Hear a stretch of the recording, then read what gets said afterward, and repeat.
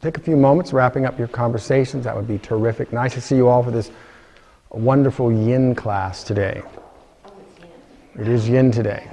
So I'll share a little discussion with you, but let's get into the pose first, and then I'll say a few words. Go ahead and lay down on your mat. Your legs are straight. Let's start off with banana. But let's go banana to the right, right? Your legs are straight. Walk both legs off to the right. When you can go no farther with your legs, scooch your head, shoulders, and arms to the right. How do you scooch? Push through the back of your head. The shoulders kind of squirm their way right. Your right leg can slide away from the left, or you can cross either ankle over the other. Your head turns left. Your arms start out like wings. When the head is anchored to the left, then comfortably bring one or both arms overhead. Your breath is deep, at least twice as deep as you normally breathe. So I might have mentioned in the last class I was going to try to bring in a recording of a yoga master talking about the supreme goal in all of life, discovering your true nature. And I did that Wednesday night at St. Matthew's. But the yoga master I picked from India, he had a real thick accent. Too many people told me they couldn't understand him. So I picked the second guy I listened to on occasion, and I had a few comments that people were more used to my voice than they were a little distracted by trying to focus on a new voice and whatnot. So what I'm going to do, rather than read today, I'm going to kind of paraphrase what this yoga master talks about. So I'm still going to take the first 10 minutes that I usually do reading. But I'm going to paraphrase real quick kind of what he talked about. We're familiar with it. Then I'm going to read to you the 5 remembrances of Buddha. We'll talk a little bit about karma. I hope you're breathing nice and deep, as this banana is timed for 2 minutes. So this yoga master mentions there's only 3 things in this universe. There's God, there's the eternal souls, which would be all humans all over the universe, whether they're human or whatever else has been created, the eternal souls. And the third thing is Maya. We've talked about Maya. Maya being the creative force of God, if you will, and it turned into this, in this existence, this material earth. And Maya is, we know it as illusion. Let's find happy baby. Happy baby, bend the knees, grab the outside of the feet. Bottoms of the feet are facing the ceiling. As you breathe, you can pull the feet away from each other. You can tick-tock them front to back. We're going to open up the hips today. So this Maya is an illusion. It keeps us from our goal. All the pleasures in life, all the vacations, cars, jewelry, houses. The ego can be considered Maya. The mind, the intellect as well.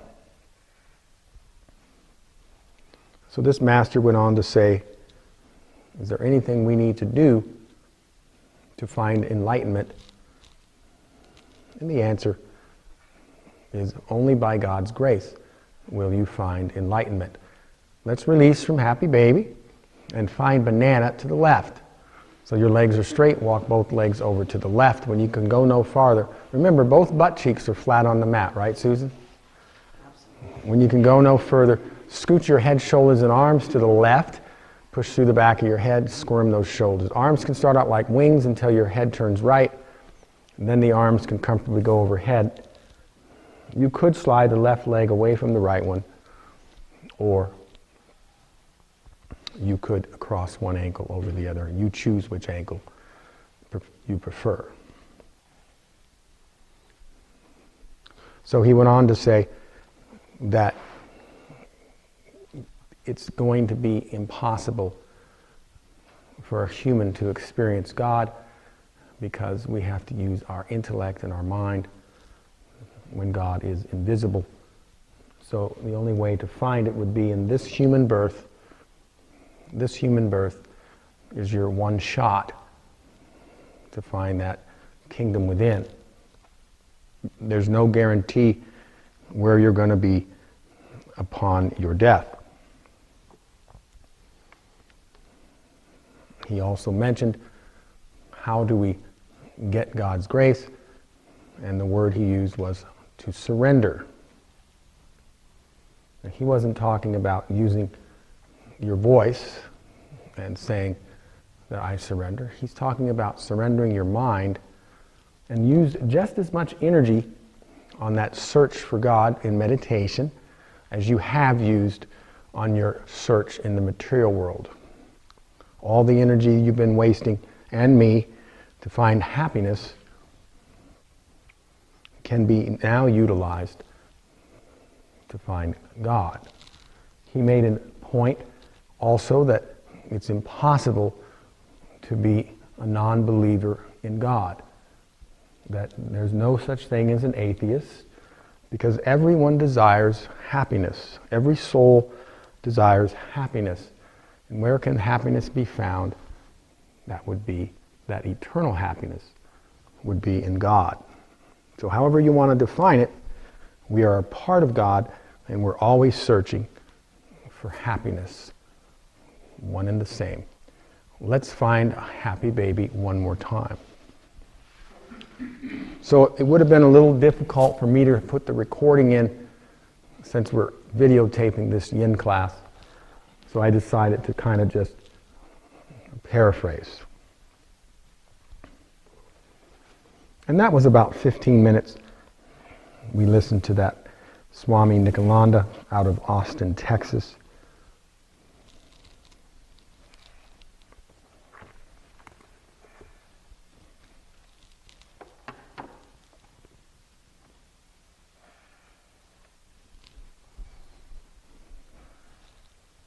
Okay, so that's going to do it. Now, let's find cat pulling its tail. So just come up on your forearms if you can see me. But let's turn to the left side body. And my top right leg is going to anchor down. Try to keep the thigh about 90 degrees from the trunk. And then just shift your hips a little so you have a nice twist. Now, this free right arm grabs that left foot. Pull that tail back. And now you have to kind of squirm and move your shoulders down. Your head turns to the right. So I'm going to start the 3-minute timer, 2.5-minute timer here. And then I'm going to come around and check your work. Make sure you're breathing nice and deep. Everybody looks good. Kathy McDaniel, move your head to the right. Kind of, that's your position there, perfect. Let that front leg drop. Let that foot go too. It's kind of resting on the knee. There you go. Yes. How are you today, Kathy McDaniel? Just set that there. Now you're more comfortable. Turn your head that way. Breath is deep. So we'll talk a little bit about karma as it relates to Buddha's 5 remembrances. Now, the 4th leaf of the 2nd branch of yoga encourages yogis of self-study. Always be reading different books, scriptures from different religions and cultures throughout the world. Keep an open mind. It's very doubtful that all wisdom in the entire universe since the beginning of time is contained in one book. So we're reading from Buddha's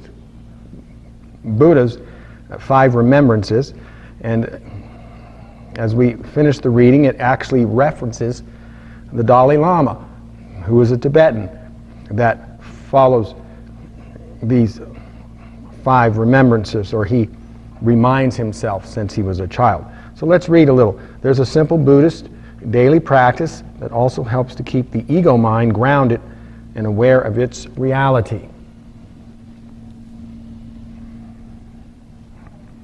The practice is called the 5 Remembrances, and it's based on the Buddha's teachings about the temporary, ceaselessly changing nature of all forms.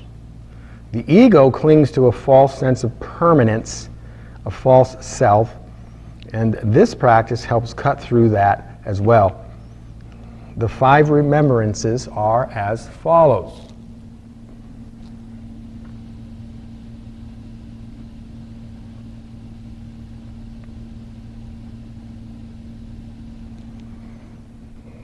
Let's release from cat pulling its tail. Lie down on your back. Bend your knees, step your feet up to the mat. Bring your right ankle to the left knee and grab the back of that left thigh and pull the legs up for 1 minute and 30 seconds. So this is a counter pose to the twisting back bend you just did. You're stretching your spine back to equanimity, and you're also bringing some powerful consciousness to that hip joint. The 5 remembrances. Number 1, there's no escaping aging. I too will grow old. Number 2, there's no escaping physical degeneration. My body will grow weaker. Number 3, there's no escaping death. I will die. Number 4, everything and everyone changes. We must part from all those we love. And number 5, my deeds are always with me, my deeds and actions and thoughts. Only my karma accompanies me when I die. My karma is the ground on which I stand. It's very sobering for the mind to contemplate these 5 remembrances every day. Try it for 2 weeks and see what happens. You may want to continue it every day as His Holiness the Dalai Lama has since he was a child. By focusing on one's karma, one's actions, and your thought processes, and the consequences they give rise to, the ego mind stays grounded. It remains in a position to be a skillful servant, mindful in the moment. You can release from modified pigeon and see if you can roll over to the other side and find cat pulling its tail on the right side body.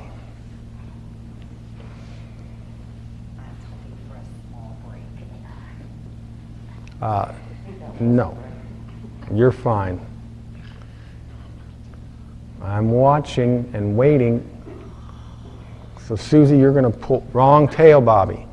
Yeah.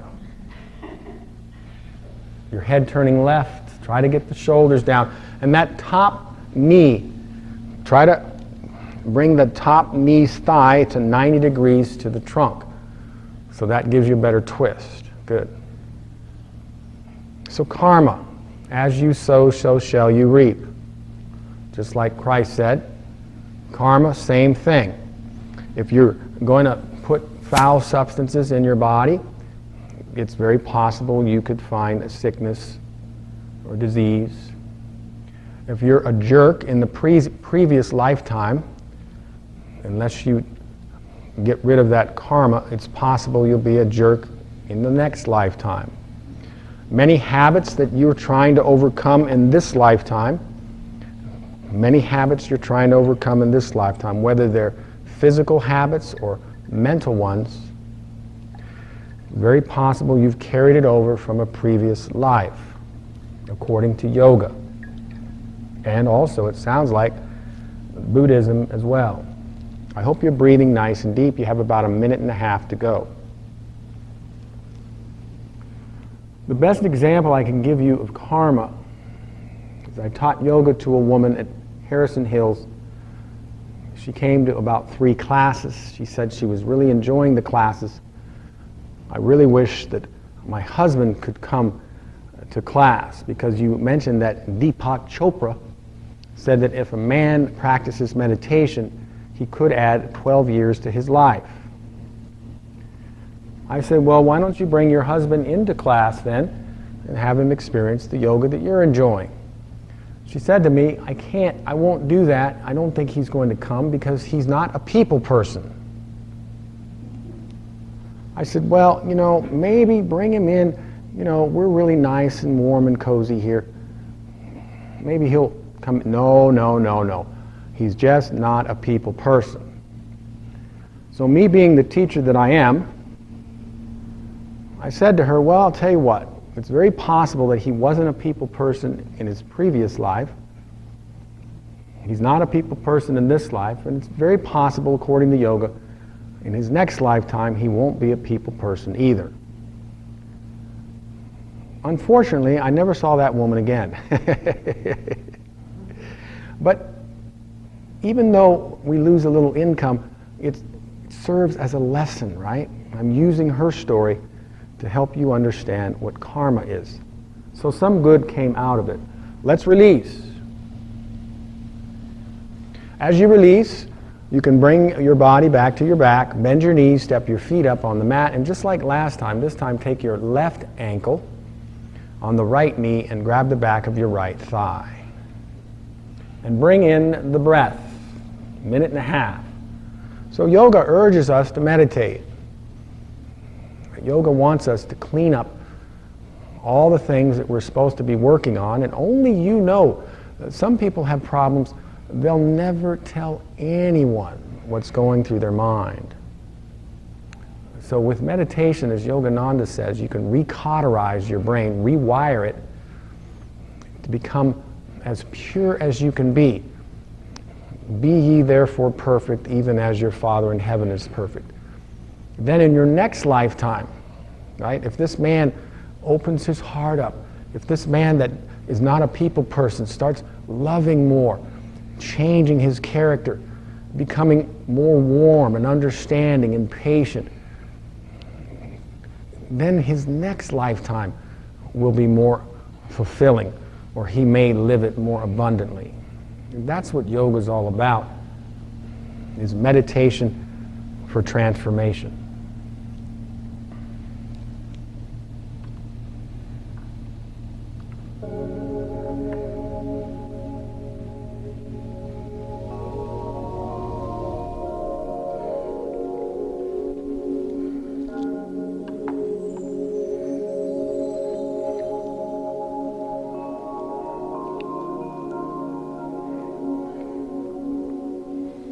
You can release, Kathy Miller, and come up to a seated position. No rest for the weary. Your legs are straight out in front.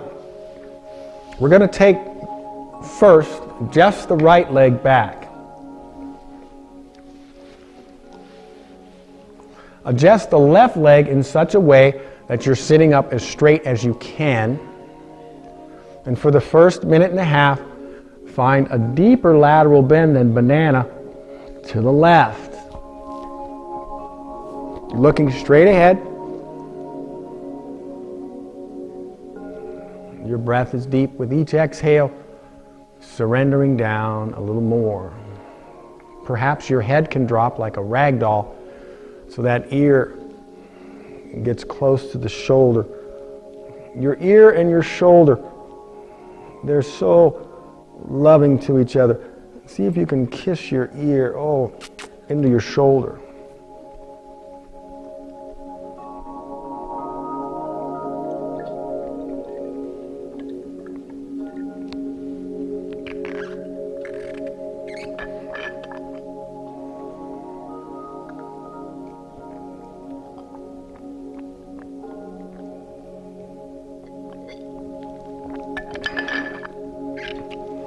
So I'm going to Mount Graham tomorrow. I'm going to spend one night. I checked the weather yesterday. It's 50 degrees in the day and 32 at night. Actually, I'm joking. I think I'm not going to like the cold weather. But I'm going nevertheless. Never been there. We'll see how it goes. I'll report back to you next week.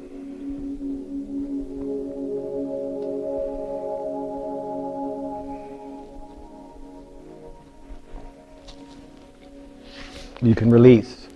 Now, that left leg, you keep the right leg back because we have a nice rotation here in that hip socket. But the left leg needs to move in such a position so that when you tip and hover, you can get some good length and some good depth. This is 3 minutes. Begin.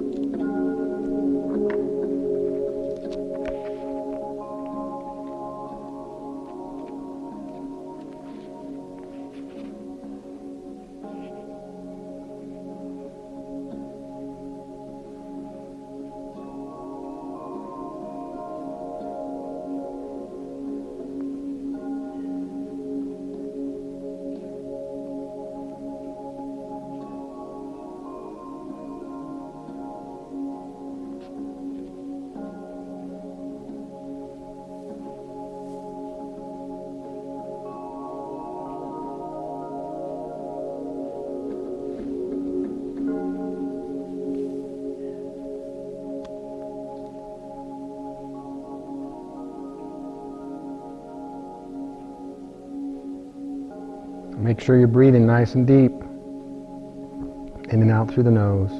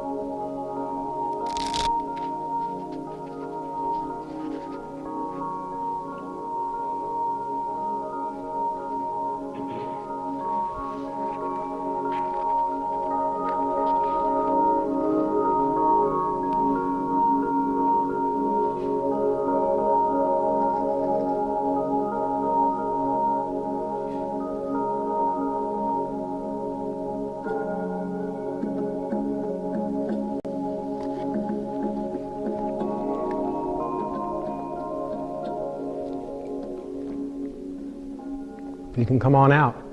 Now you get a little rest.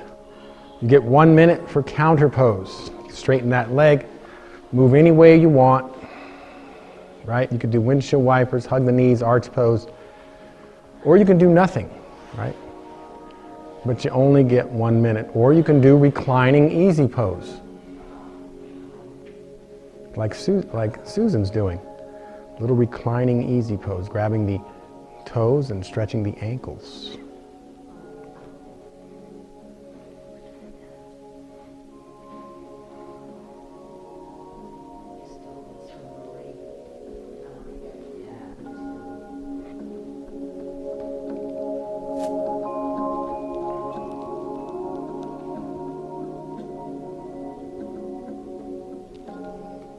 So your minute is fast expiring.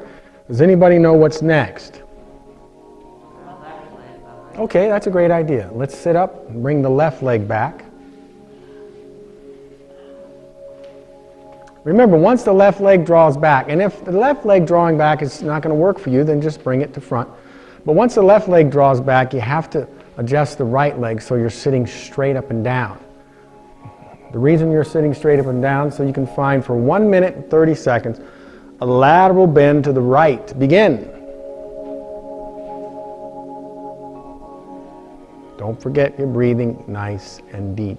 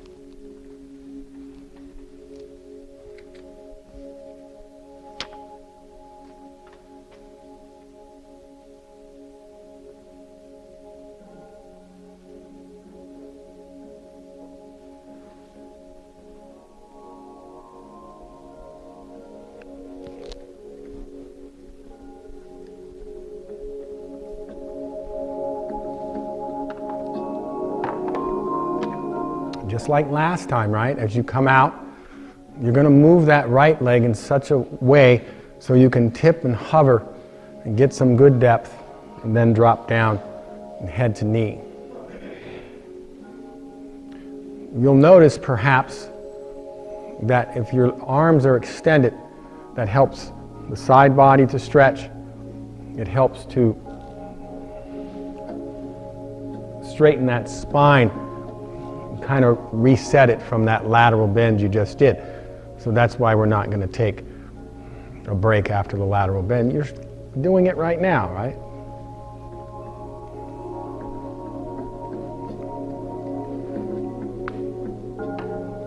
Breath is deep.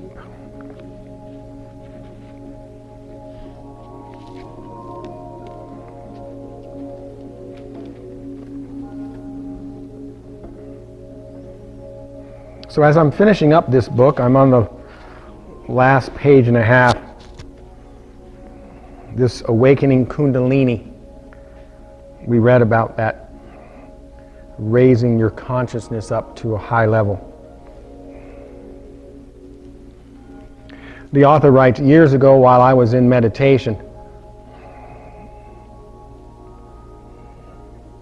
Shakti said to me, Shakti is that Kundalini, the feminine version.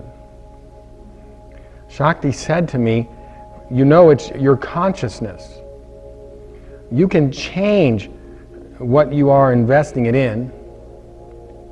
Make your conscious attention an offering to God. Continually offer your consciousness to God through prayer, meditation, and service. And this next sentence is why I'm sharing it with you. And in time, you will see God as everyone, everything, everywhere. And this is the problem in this world, is we're fighting with each other, we separate from each other, we don't realize that everything comes from the same source. How can you know for sure? You can try meditation, experience it. But all the mystics and masters and avatars and saints and seers have told us the same thing. God is in everyone, everything, and everywhere. Why don't we believe it?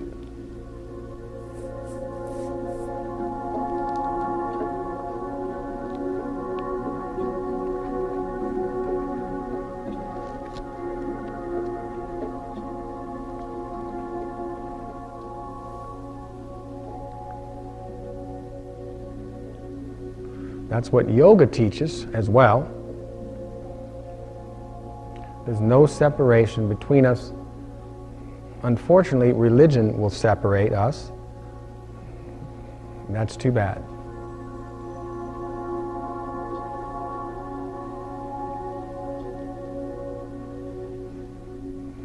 Well done. You can now take another 1 minute respite, moving any way that works for you best.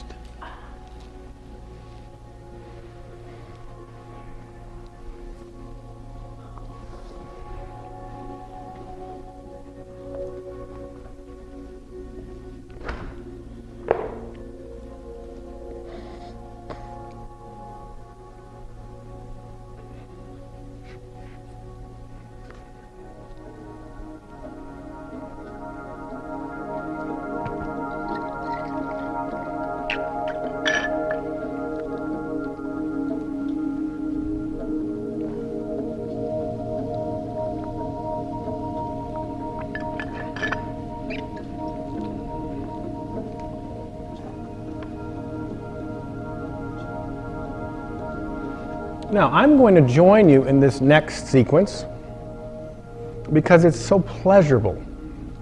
There's so much fun in this next sequence. This is my 8th time doing it, second half of the week. So let's enthusiastically come up to a kneeling position and grab your block. Now you have 2 alternatives here. You have a third, Bobby. I'm showing the first one where you're able to sit in hero pose, uncurl the toes, and sit down on your heels with your knees closed. If this is uncomfortable for you, option 2 is to come up to here. We're only going to be involved for 2 minutes. So since you know we're going to be here for 2 minutes, option 3 is going to be standing. So you can choose what you want to do. But this is option 1, which is 2, which is fine, because you can still work the shoulders. Okay? Now with your block, you'll place it. Okay, now if you're here, there's no block for you. Too bad. Don't use the block. If you're able to kneel like this, then the knees come up to the block. So these are called ankle stretches. Okay? So see if you can do that. Like I said, you can be all the way up, because we're going to work the shoulders as well. I'm going to start the timer. You'll grab opposite elbows. Now, you're going to push your chin down into the chest. Keep your head looking down as you breathe those elbows up. So as you exhale, you can push the forehead down to the mat. Feel the stretch in the back of the neck. And then what works for you and your shoulders, that's how far you pull the arms. Now we're going to stop this in just about 20 seconds, so hang on. And this is part 1.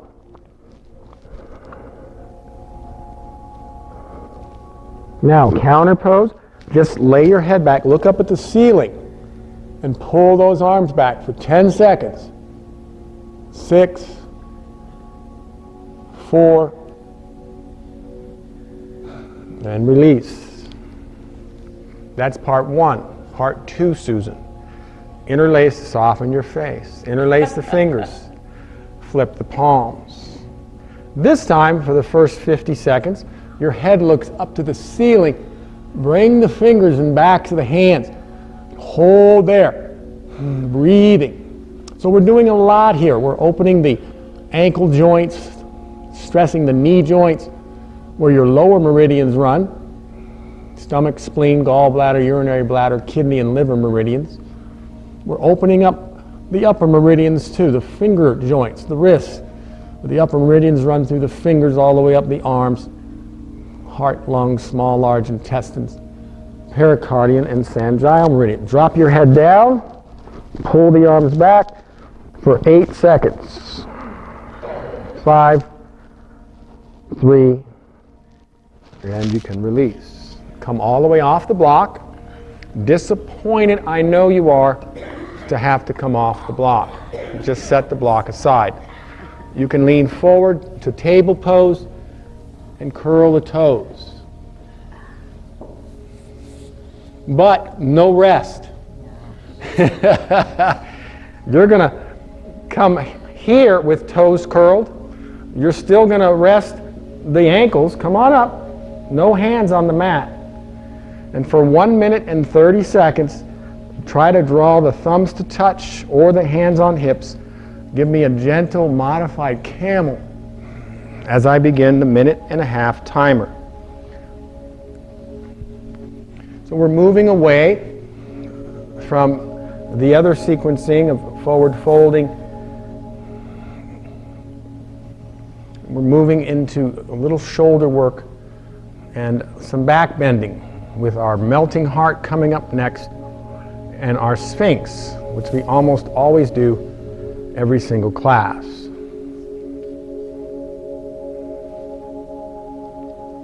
Make sure you're breathing deeply.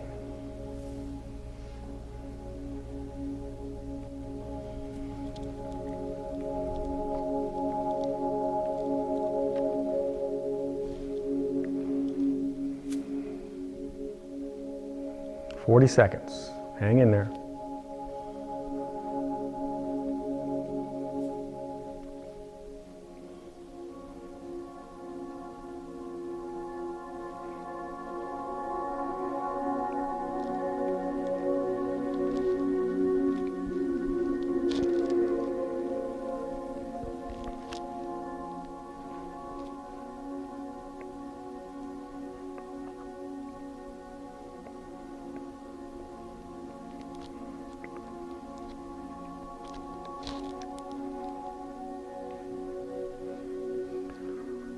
Well done. Drop your hands to table pose all the way down to the mat. Uncurl your toes. No rest. Walk your toes, your feet back towards the back part of your mat, but bring your hands with you so they're underneath your shoulders. This is melting heart. You're all familiar with it. Look down at your hands. Walk your hands 2 hand lengths forward and drop your head down to the mat. Push your butt back towards your heels. Sit down towards your heels, Tom. Good. Spread your fingers out nice and wide. If your butt is resting on your heels, then you need to move your hands farther up. This is not a rest, this is a stretch. If your elbows are touching the mat, try not to have that because we're stressing the shoulder joints, which we just warmed up, right? We're also opening that upper back. And when the fingers get spread, the wrists become involved. Those upper meridians running from the fingertips to the shoulders, lower meridians running from the toe tips up the legs to the hips. Make sure you're breathing nice and deep.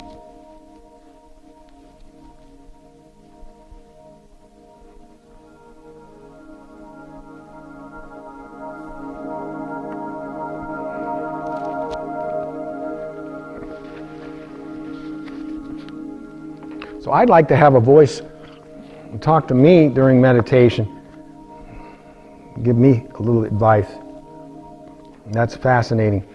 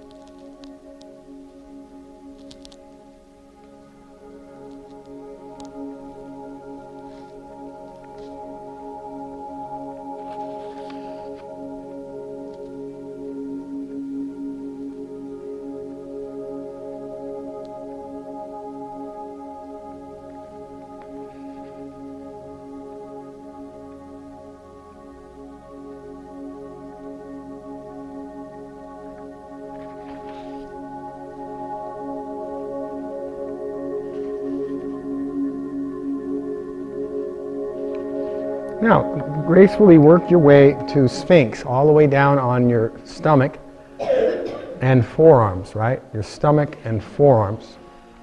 When you get down to your stomach and forearms, look at your elbows. Make sure they're right underneath your shoulders. And then if it works for you, level your chin with the floor, look straight ahead, and bring in the breath. This is for 5 minutes, where we're going to deepen the pose in 1 minute.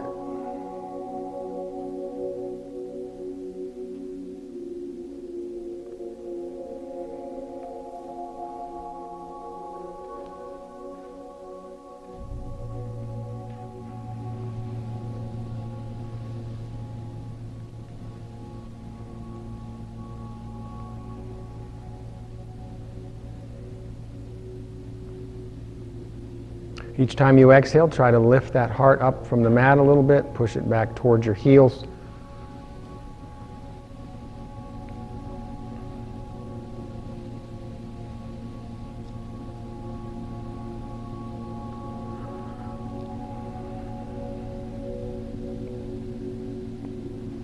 Okay, open your eyes, look up to the ceiling. Every time you exhale, you're breathing through the nose. See if you can continue to lift that heart up and back.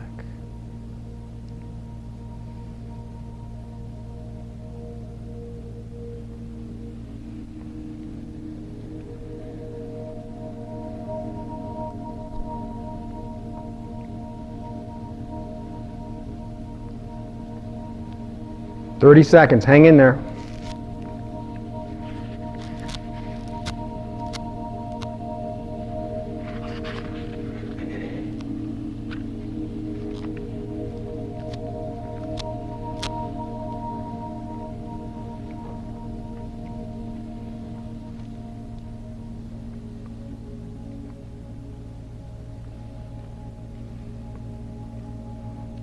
All right, droop your head and rest your neck for about 45 seconds.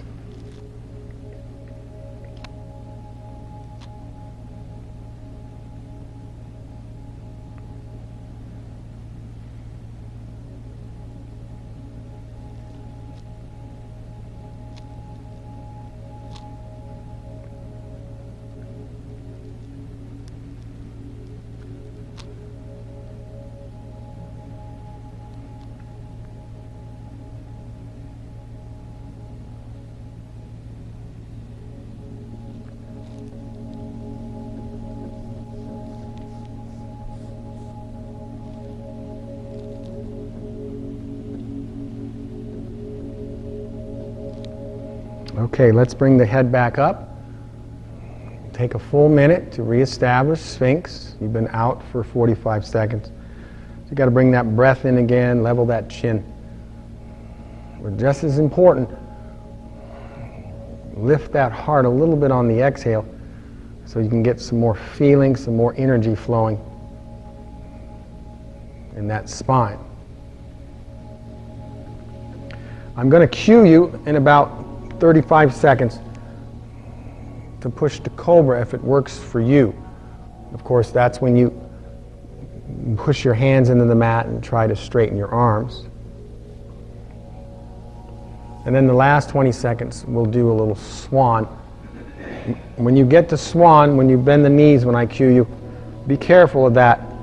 That may be a little too much weight in that area. So just be aware. Don't hurt yourself. So Smiling Susie, are you ready? Let's push up to Cobra. Arms can straighten. Let's join Smiling Susie. Head lays back. Eyes are open. Breath is deep. Try not to slouch in the shoulders. It takes a little effort to lift out of the shoulders. It'll give you a little more elevation. Make sure you're breathing nice and deep.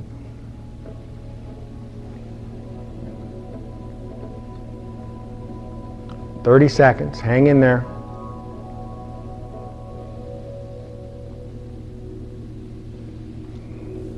Make sure your arms are locked out and strong. And gently, if it works for you, bend your knees. Surrender to that lumbar. Let that lower back go. That's Swan Pose.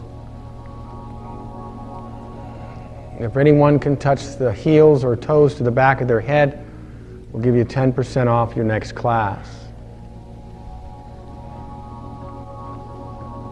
Gently set your forearms back down to the mat. Droop your head and straighten your legs. So last night I was in Vail. I had a 4:30 class and a 6 o'clock class. Johnny came into his first class with his wife Cindy and their 7-year-old daughter. I remembered her name. I have forgotten it. We were doing Spinks. Their 7-year-old daughter was a little restless. Let's bend your knees and tick-tock your lower legs like windshield wipers side to side.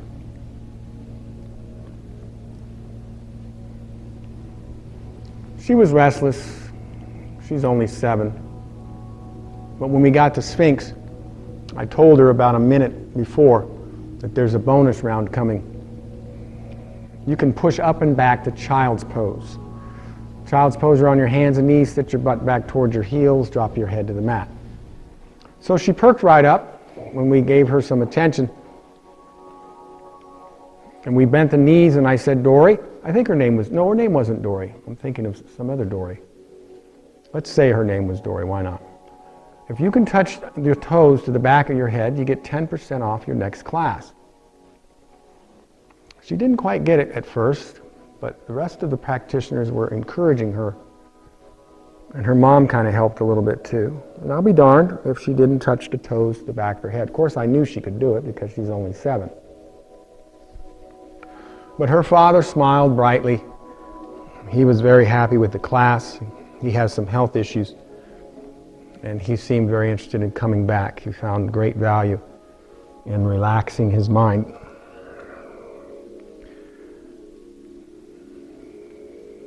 All right, your minute is up. I'm going to ask all of you, and I'm hoping one of you can arrive at the correct position. It's possible Susie may already know what I'm going to say. Someone very good, she can read my mind. Let's go to frog. But everybody's going to face in this direction. If you can see Susie, you're going to come wide on your mat, and the knees are wide. But don't forget, you got to have frog feet, so the toes face away from each other. Once you get the knees as wide as you can, and your frog feet drop down to your forearms. This is a hip opener. Stressful for the abductors, the outer muscles of the hips. This is 3 minutes.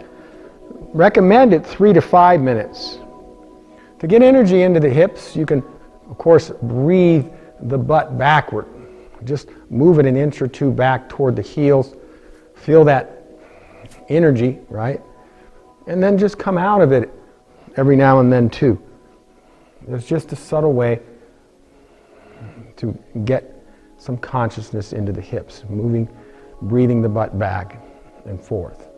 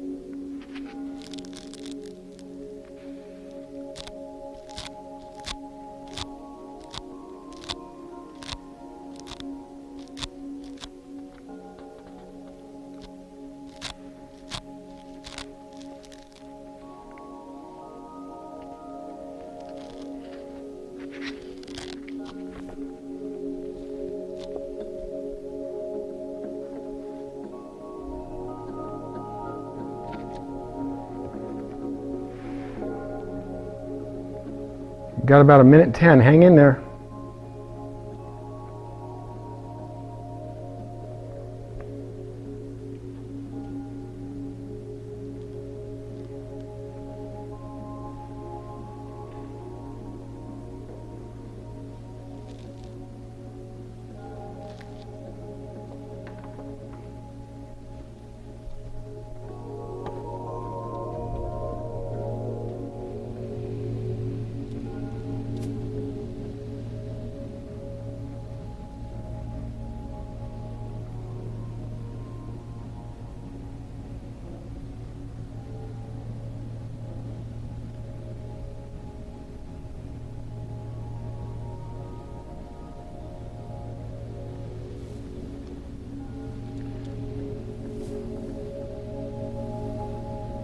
Of course, you all remember I promised you on Tuesday that when we shot this class that we would make sure your butts were not facing the camera. That was a funny joke I told all the classes, the previous 7. Got some laughs out of that. Of course, displaying my great sense of humor. All right, how do you come out? You can come up on your hands, straighten your arms, move your butt forward towards your head, and gently, right, come on out. And walk to table pose and sit down on your butt with your feet facing me. No rest. Sit down, your feet facing me. So let's find caterpillar. You will get rest in caterpillar. I know you were disappointed, Joyce, that you had to come out of that frog, but just think if I kept you in for 5 minutes, like we could have gone the full 5. In caterpillar, your feet about hip width, legs are straight. You could call this staff or stick pose. And just release for 3 minutes. You can grab the calves, the ankles, the toes, just dropping down in front.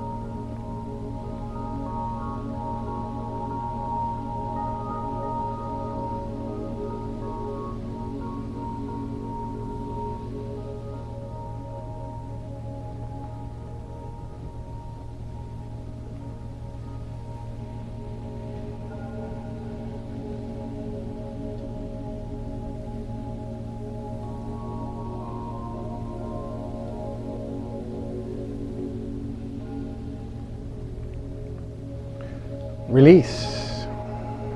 So now you get a 1-minute rest. Take a full minute to move any way that works for you best.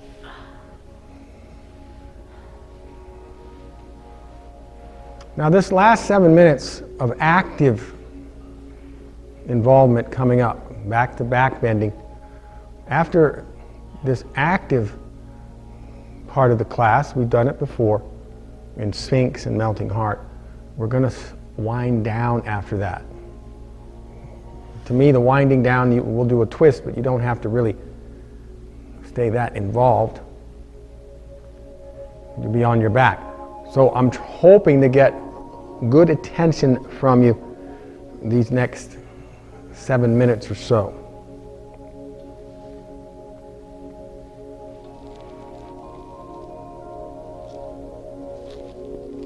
Let's start with just about 1.5 minutes of Melting Heart as you enthusiastically come up to table pose, hands and knees. Make sure you walk your table toward the back part of your mat so your feet are near the back edge. Your hands come with you right underneath the shoulders. But let's go a little deeper this time. Let's walk your hands 2.5 hand lengths forward and drop your head down to the mat or block. Spread your fingers nice and wide. Make sure your butt's not resting on your heels. Try not to have your elbows touch the mat. Your awareness is in the shoulder joints. So when you walk your hands that extra hand length forward, your butt is a little higher. But you never want to have the thighs more than 85%, let's say, from the floor. Because then your butt needs to be the counterweight, right? It needs to be going downward, your hands going forward.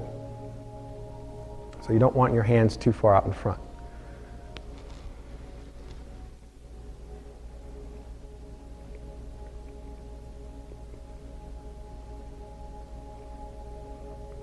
But since your butt's higher now, a little more height to give it a little more stress. That's a good stress to the shoulder joints.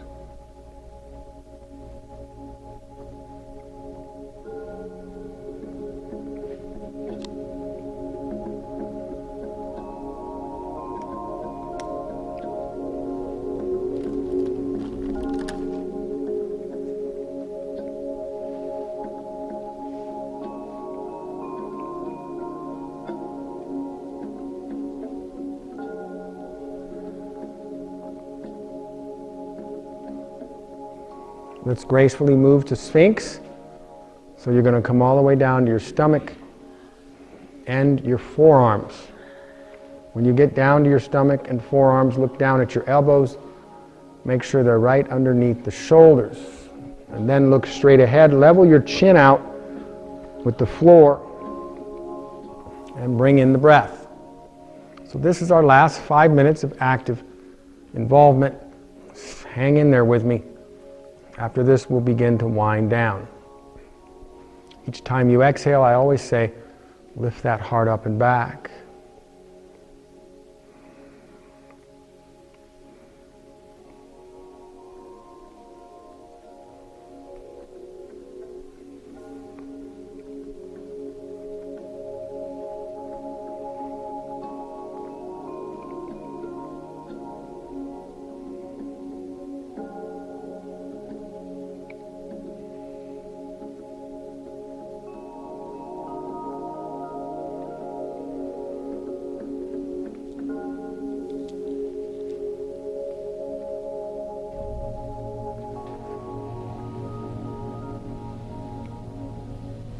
Open your eyes, look up to the ceiling.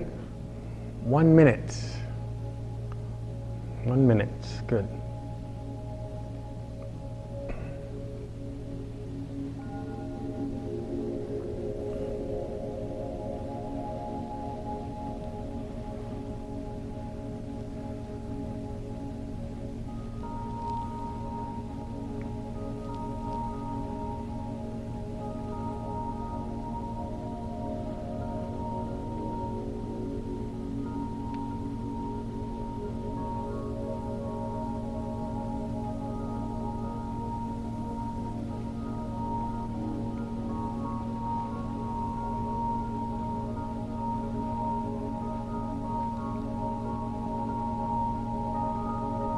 10 seconds. Hang in there.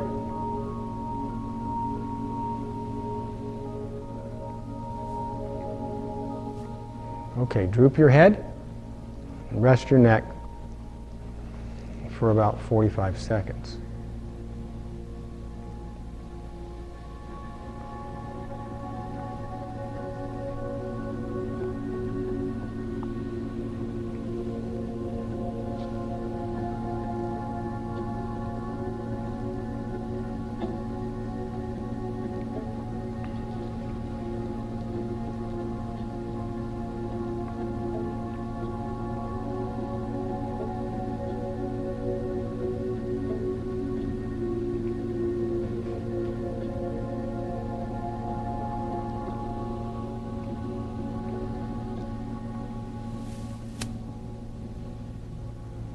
All right, let's bring your head back up. Proud up your heart again. Take a full minute to try and reestablish that connection you have with the breath, with the movement, and with your consciousness. When we get to that last minute, I'll cue you. Hopefully you'll be able to push up to Cobra, straightening the arms. You'll look up to the ceiling with the eyes open. In the last 30 seconds this time, I'll ask that you bend the knees to Swan.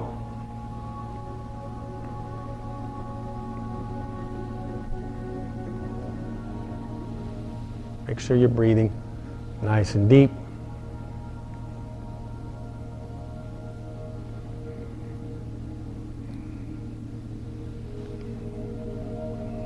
When you're ready, go ahead, straighten your arms, look up to the ceiling. Breathe. Cobra. Cobra.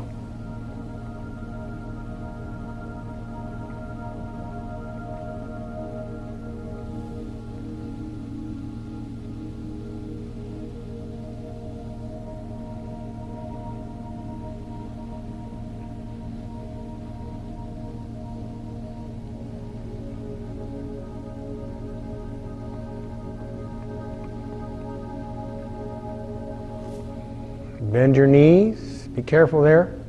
A lot more weight. Breathe. Let that groin drop. Release that lower back. Surrender on the exhale. 10 seconds.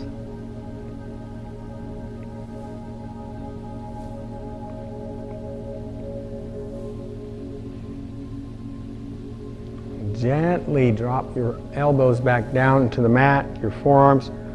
Droop your head, straighten your legs. When you're ready, you can drop your head all the way down to the mat and do nothing. Release all that tension.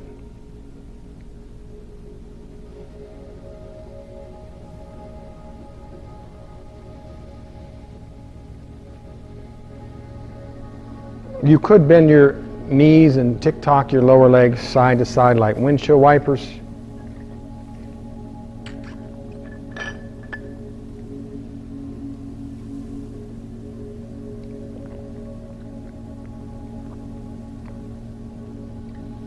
Push yourself up and back in the child's pose.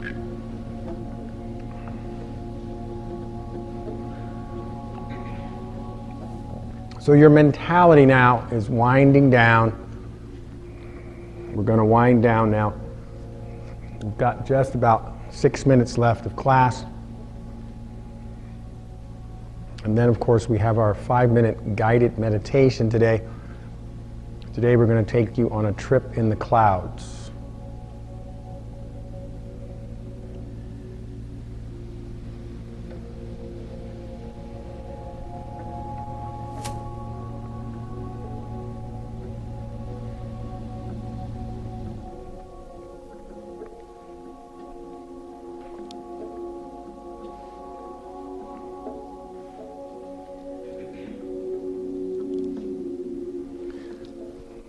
Let's gracefully move your wonderfully made body to your back as if you were resting in the final resting pose, the second most important pose in all of yoga, your final resting pose. If you lie down, make sure your head and heels are on the mat.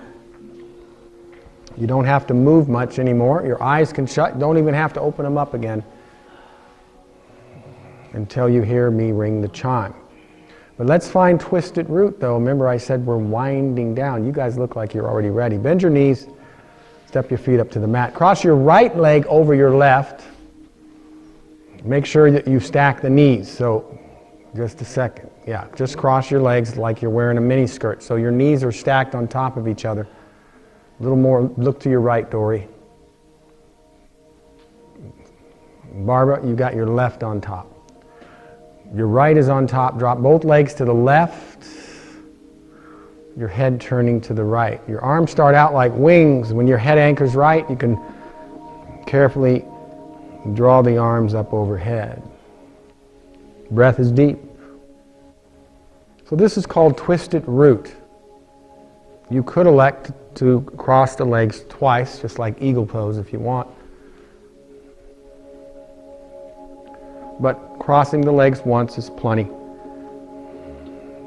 Make sure you're breathing nice and deep.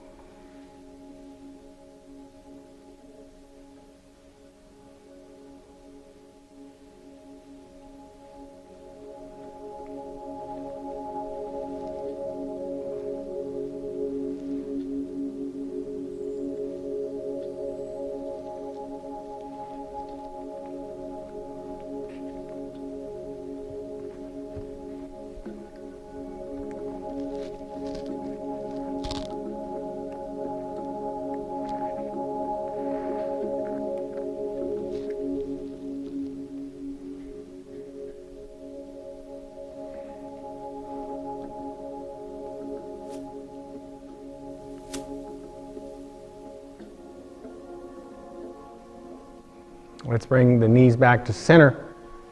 Uncross the legs, no break. That was only a minute and a half, so no break. Bring the left leg on top of the right. Bring both legs over to the right. Arms start out like wings, head turns left. Once the head gets a nice turn left, your arms could draw overhead, opening up the meridians of the heart and the lungs. Breath is deep, 1 minute and 30 seconds.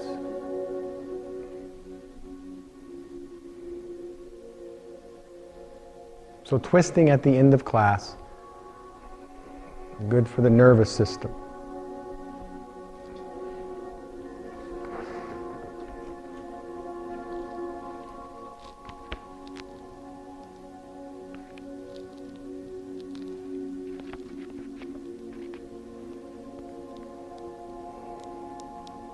Restores equilibrium in the nervous system, releasing tension in the spine.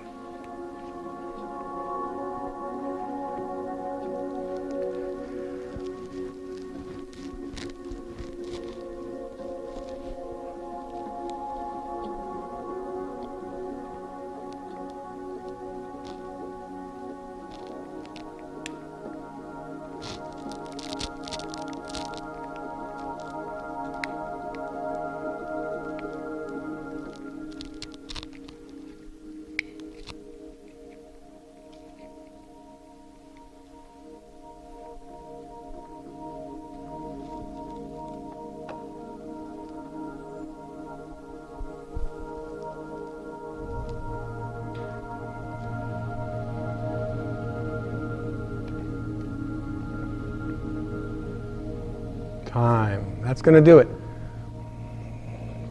Let's hug in the knees. So class is over. Take about a minute to counter pose. Eyes can stay shut, no more deep breathing. I'm hoping in about a minute we can start our guided meditation, which lasts about 5 minutes. You can move any way that you want to relieve tension. I'm hoping when that minute expires, you're melting into your mat, eyes shut. No more deep breathing. If you want, you can draw the arms about 45 degrees from the trunk, palms facing the ceiling. surrendering to the universe. So your final resting pose is the second most important pose in all of yoga. The most important pose in all of yoga, arguably in all of humanity, since the beginning of humanity, is to seek the kingdom within by meditating. That's what yoga is. In about 20 seconds, I'm hoping you're going to be in that position. Looks like everybody is.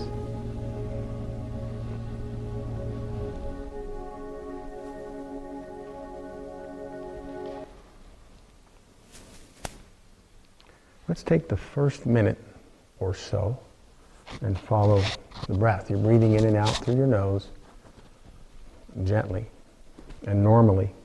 But let's focus on the pause in the breath. After you inhale, there's a slight pause before you exhale. And after you exhale, there's a slight pause before you inhale. Just observe and follow that breath and that pause.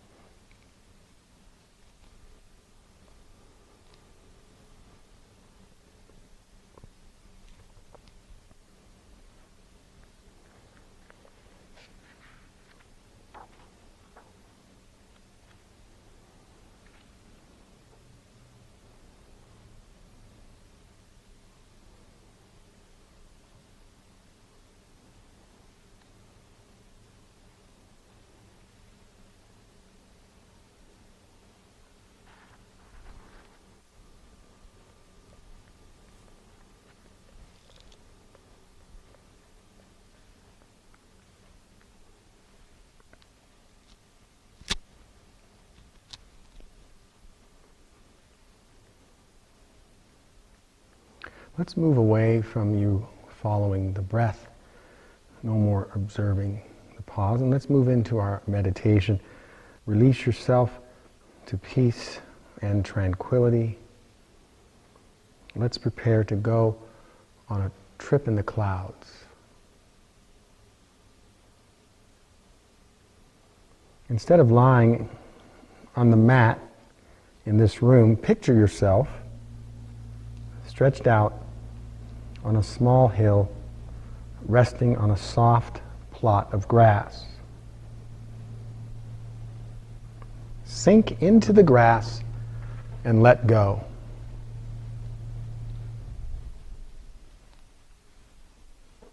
It feels warm and comfortable, and you feel relaxed, safe, secure, and serene. You desire nothing. You feel complete, content, calm, and cozy. Above you stretches a pale blue sky that makes you feel even more peaceful.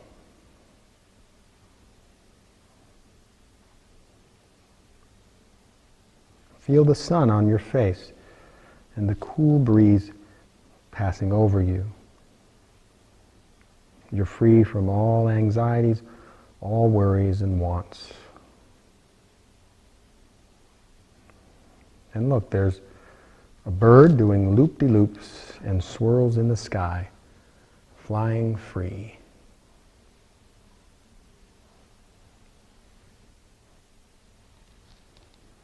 A soft, billowy white cloud comes into view. You watch it drift along until you realize it has paused right above you. Listen to what it's saying to you. It's inviting you to come aboard.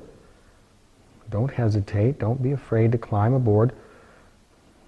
You will be safe. Stretch out and sink in. It feels like a feather bed.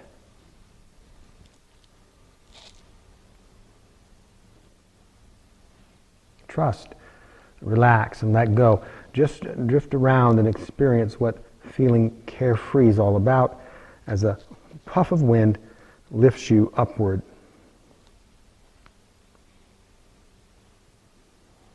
You feel unhampered, unrestricted, free. Effortlessly you drift along, riding the breeze, totally relaxed in the moment.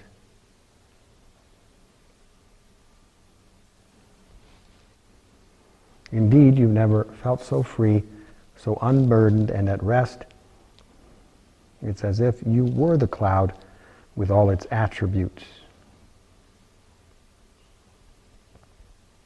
Allow yourself to drift a while, feel the lightness, the freedom, and the peace.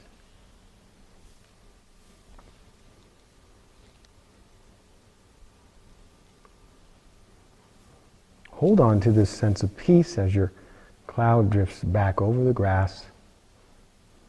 As your cloud pauses, you climb down back to your spot on the grass and watch as your cloud slowly drifts from your sight further and further away, getting smaller and smaller until it's gone.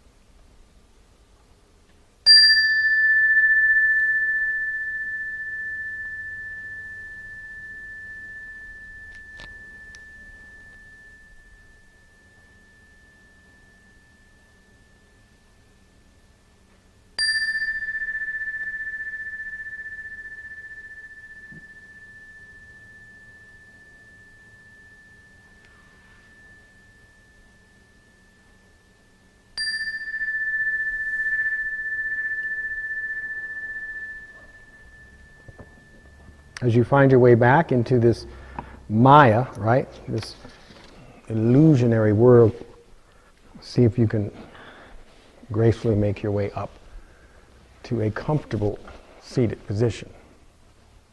So I hope you enjoyed that. Really nice. Yeah. Everybody seemed to like that class. If you'd like, you can draw your hands to the heart center. As always, thank you all for coming out. Such a pleasant experience sharing your yoga today with me and with each other. Today's closing from Ram Dass, American spiritual teacher and author, born in 1931. He's 86 years old. Which chore, check that, which choice produces the best results? Fighting an external enemy or confronting and defeating our inner demons? Choose wisely. I hope your weekend is of superior quality. Namaste.